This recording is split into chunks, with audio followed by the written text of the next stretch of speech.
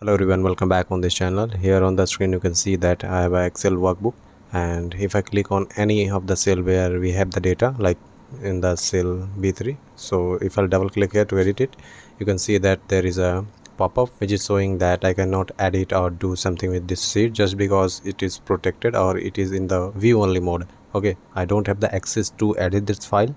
You can see here that I can only view the file but make no changes. If I would have the permission to edit, then this feature should also be the accessible. Okay, but it is not accessible. You can see that if I click here, it is not doing anything here.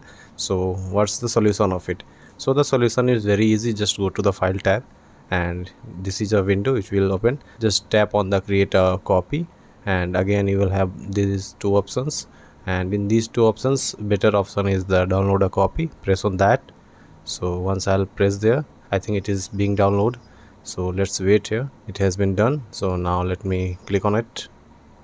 Again it will open a file. It is redirecting to the Excel workbook.